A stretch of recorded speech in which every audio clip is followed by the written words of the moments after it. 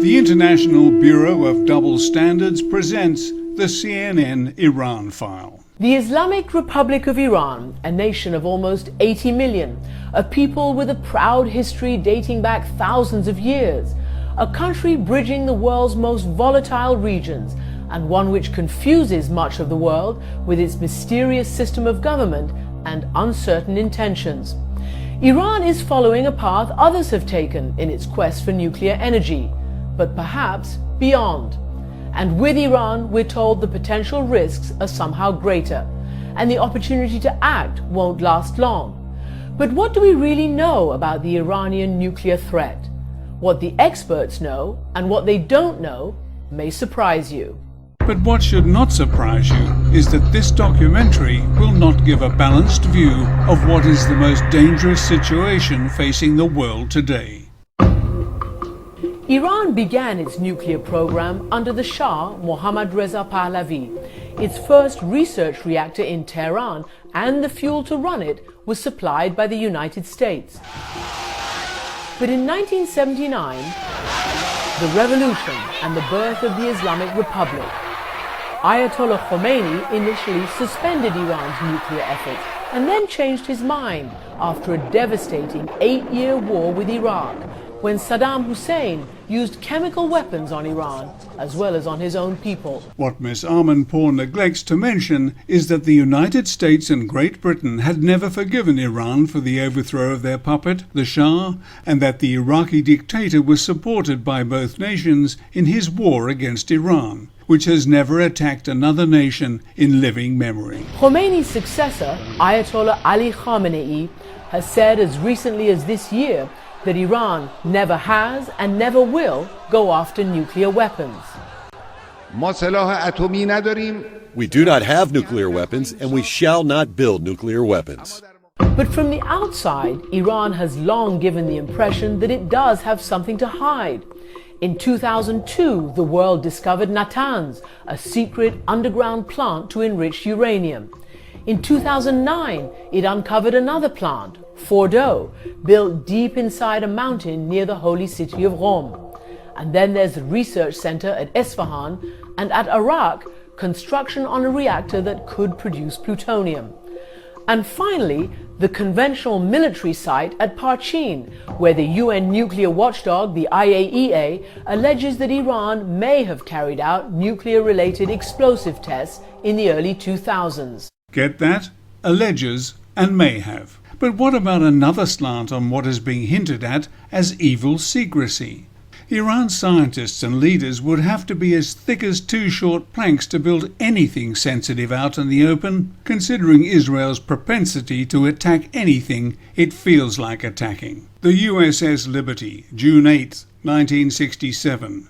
Iraq's nuclear reactor near Baghdad, 7th of June, 1981. Syria's Al-Quba nuclear facility, September 6, 2007. Operation Cast Lead, December 27, 2008, ending January the 18th, 2009, killing nearly 1,500 Palestinians, including an estimated 350 children. The attack on the Gaza Freedom Flotilla, May 31, 2010, in international waters, and the cold-blooded murder of 9 Turkish men.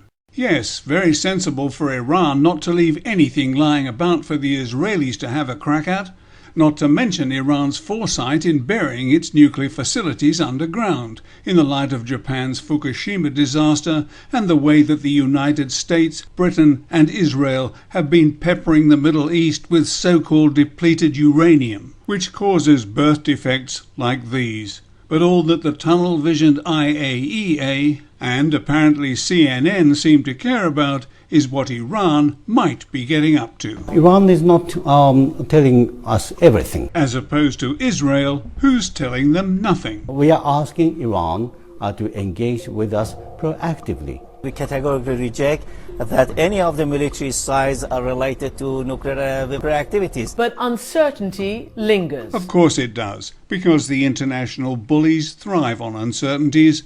But as the next section of the original program was full of fairly predictable statements and unprovable speculation, I'm going to jump ahead a little and we'll hear what Robert Kelly, a former IAEA chief inspector in Iraq, has to say about Iran and its obligations. They have a legal binding treaty type agreement with the state that says you tell us what facilities you have, what material you have, and we will come and inspect them and verify that you're telling us the truth. IAEA is not for you to just run around the country and ask questions. So as much as I hate to say it, the Iranians are correct in saying that the IAEA has no right to ask some of the questions they're asking, and they have no right to go some of the places they're asking to go. There is an additional protocol to the NPT. That protocol gives the IAEA even more authority to inspect sites. From 2003 to 2005, the Iranians voluntarily agreed to this higher standard, the additional protocol. But when they didn't get anything in return for the United States, Iran stopped adhering to that additional protocol. So what Iran does today is it adheres to the letter of the law of the NPT treaty and does not do anything extra. We have total suspicion of the Americans and Western intentions. So what do you want to hear them say? Well, Iran's right to use fully all of its possibilities under NPT. So the right to enrich and the right to continue a civil program. And then they should ask us for more transparency. That's fantastic. We agree with that. The best thing is that we take steps which leads to whatever they say, adding the confidence, and also it will give us also the confidence. The lack of confidence is both ways. Ordinary Iranians absolutely, by and large, support the nuclear program for peaceful purposes, and some actually support it for nuclear weapons as well. When I was in Iran last year, I heard from a number of people saying, well, why shouldn't we have the nuclear bomb? And I'm not talking about people who are regime supporters. I'm talking about ordinary Iranians who might not even like the regime. A lot of people in America don't realize the president of Iran is not the commander-in-chief. President Ahmadinejad does not have the military reporting to him. The supreme leader does. It's his decision to suspend uranium enrichment if Iran ever does that, and it did it once in the past. It's his decision to expand enrichment. There is a belief in Washington, I think a very deeply held one, that Iran either has nuclear weapons today or is determined to get them. The current Supreme Leader, Ayatollah Khamenei, and the former Supreme Leader, Ayatollah Khomeini, have both ruled that the pursuit of weapons of mass destruction, including nuclear weapons, is un-Islamic. It is forbidden in Islam. Iran's Supreme Leader the other day again mentioned his fatwa against nuclear weapons. He called it, again publicly, a great sin. What message is he sending? Is he sending a message to President Obama that Iran will not cross Obama's red lines, will not go military in its nuclear program? The Ayatollah's statement was unequivocal and could only mean that it would be a sin before the Islamic God to develop nuclear weapons. But apparently Ms. Armanpour doesn't think that this is a good enough answer for the President of the United States. The message is clear. Deal with Iran as it is. Iran is not after nuclear weapon. Nuclear weapon is not an asset for us, it's more liability. Pakistan has nuclear weapon. You see, it's a shamble country in terms of security. It doesn't add to our security. We are secure enough. We are strong enough without nuclear weapon, and it is against the fatwa of Ayatollah Khamenei. Nobody has daring to do that. So even if Iran was attacked, you wouldn't decide to go towards a nuclear military program? This is the fatwa of Imam Khomeini and the fatwa of Ayatollah Khamenei.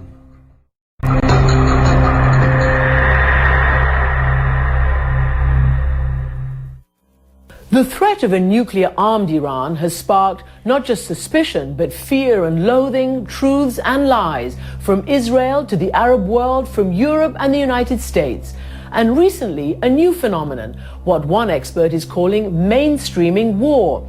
In other words, talking so often and so publicly about attacking Iran's nuclear facilities that all of a sudden the idea becomes normal, even inevitable.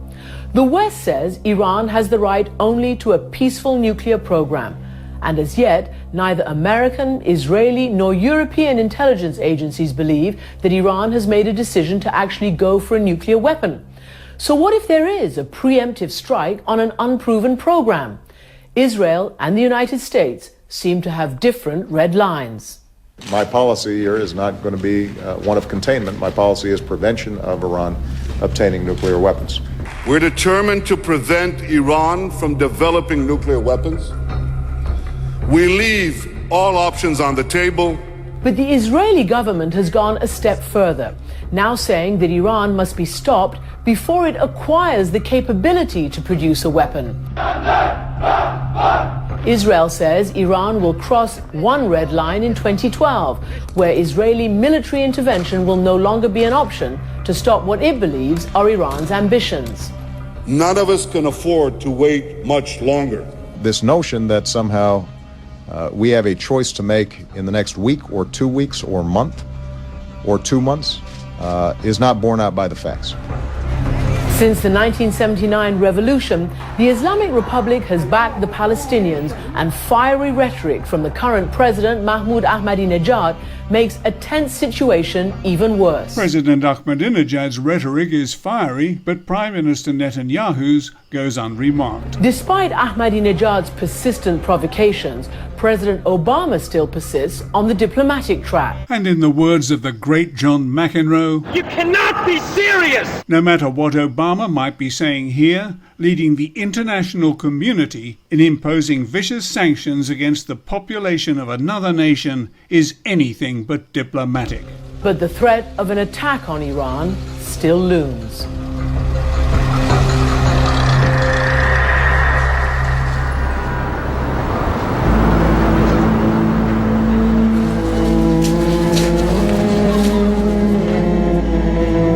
Inside Iran, people are starting to believe that a war is possible, or probable even, in some cases. People don't see a way out right now because they don't believe that the Iranian regime is going to give in to the West. They also don't believe that there's anything the Iranian regime can really do that will satisfy the West. The Prime Minister of Israel believes that Iran has a nuclear weapons intent and one that will be aimed at Israel. Is Iran preparing for war? We are fully prepared to defend ourselves. And everybody knows in the region that Iran is not an aggressor, but Iran is a fierce defender. I think the real bomb is not the atomic bomb of Iran. The real bomb is the great failure of Israel to prove its legitimacy and to define a meaningful relation in the region. Meantime, everybody talks about what President Ahmadinejad said a few years ago, that Israel should be wiped from the face of the map. It is outrageous that this proven mistranslation is still being used by mainstream media commentators, and I'm almost certain that Mohammad Laranjani's initial response has been edited out of this section. People believe that that means militarily. Is that what the president meant? Is that Iran's intent? No, definitely not. I think neither president meant that, nor it is a policy of Iran. The real concern the Israelis have, and this is real, I disagree with it, but it is real, is that Iran, even with a protected nuclear capability, that's essentially a nuclear capability that can't be bombed, is a threat to Israel's preferred national security strategy to use force whenever, wherever, and in whatever proportion it wants against its neighbors. So it means, in plain English, if Israel wants to bomb Gaza, or if Israel wants to bomb Hezbollah, they'd have to think twice about it. That is one of the most succinct and accurate summaries of the Israeli position that I have heard. And I am surprised that Christine Amanpour and her producer included it in the program. Perhaps they didn't quite understand what it meant. So here's my interpretation. Iran, with or without nuclear weapons, is the only nation in the Middle East capable of countering Israel's aggressive behavior towards its neighbors. And as Shakespeare might have put it, isn't that something devoutly to be wished? There followed, in the original program, the usual analyses about how Israel might go about attacking Iran, windows of opportunity and that kind of thing, and the section ended with a warning. اما در مقابل تهاجم دشمنان Should the enemy be aggressive towards us, whether the United States or the Zionist regime, we will respond and reciprocate proportionally. If somebody thinks in the world that by attacking Bushehr or other places in Natanz or Fordow, then Iran will be deprived or delayed for 10, 20 years in their progress in the development of nuclear technology, they are deadly wrong. There are ways that people are concerned that Iran would retaliate if struck. Closing the Straits of Hormuz. Would you do that? Well, here I want to copy the wording of President Obama. Every possibility is on the table, so nothing should be excluded. If the United States is seen either directly or through Israel as trying to attack this critically important scientific program of an Islamic country, the reverberations against the United States and Israel, I think, will not be subdued for a generation.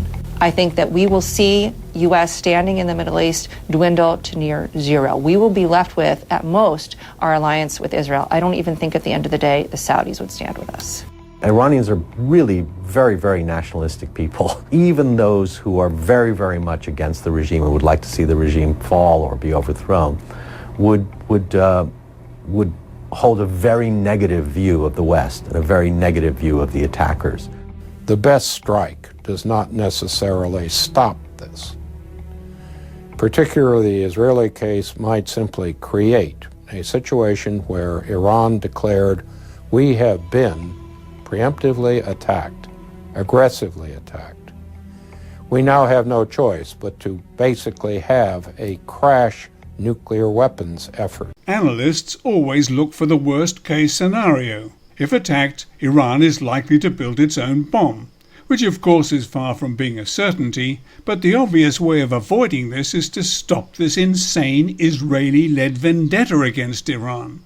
Miss Armanpour then took a trip down memory lane, telling us that she was there during the disputed election, and which nation doesn't have disputed elections these days, relating this one to the so-called Arab Spring. A facile comparison which ignores the fact that Iran had its Persian Spring way back in 1953, which quickly became a 63-year-long bleak midwinter when their newly democratically elected leader, Dr. Mohammad Mossadegh, was taken out of circulation by the CIA and Britain's MI6 and replaced by the Shah, so that the rape of Iran's most valuable natural resource could continue unabated.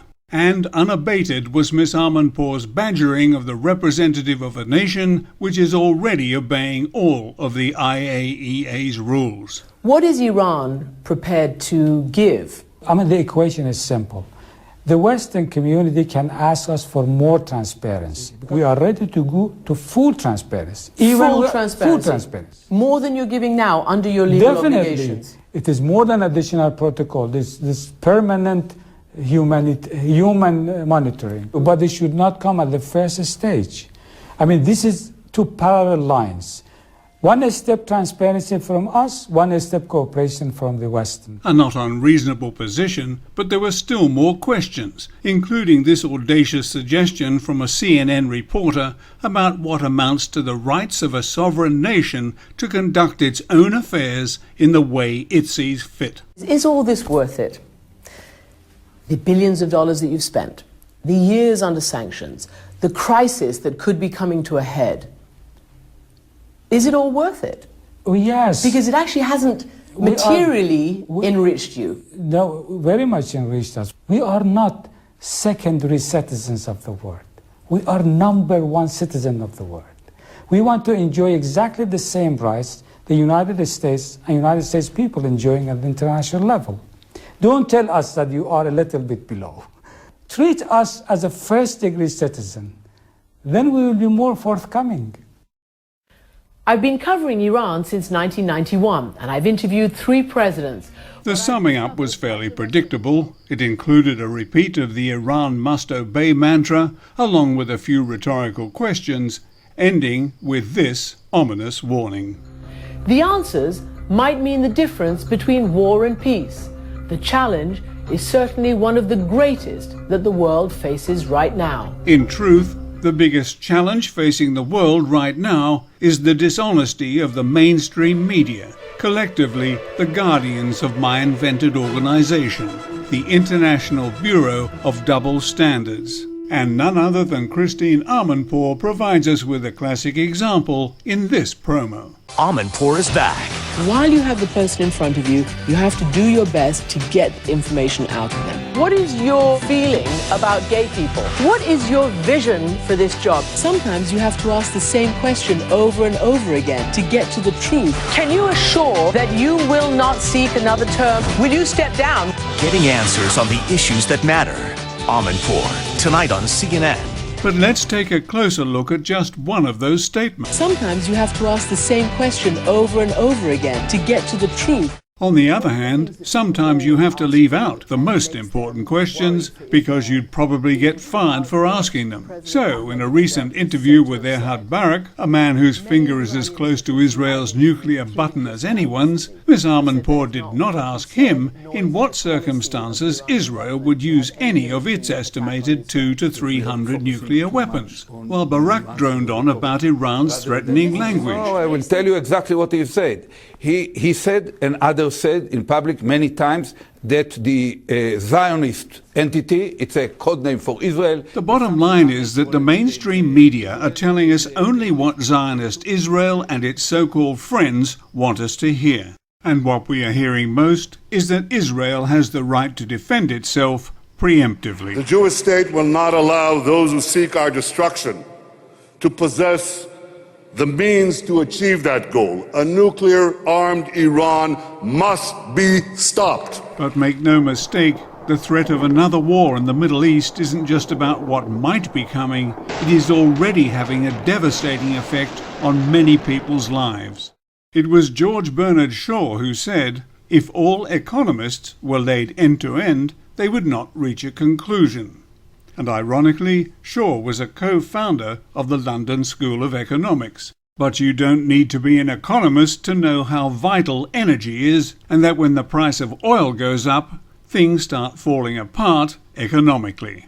During the last few months, hardly a week has gone by without some gathering of heads of states and their fiscal wizards discussing how to fix their nations and the world's economic woes. Meetings about the crises in Portugal, Spain and Greece, the possible breakup of the Eurozone, the rising unemployment figures all over the globe. But in all that time, I have not seen one politician, financial commentator, wizard or guru link any of these issues to the soaring cost of energy caused by a very nervous oil market. And no gutless financial commentator, wizard, guru or politician is about to risk his or her job by pointing out the more than obvious fact that the Israel-driven sanctions against Iran are having a disastrous effect on the world's economy.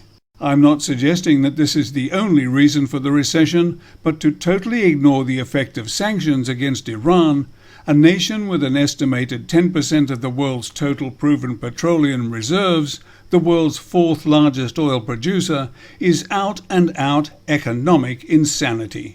Altogether now, to totally ignore the effect of sanctions against Iran is out-and-out economic insanity.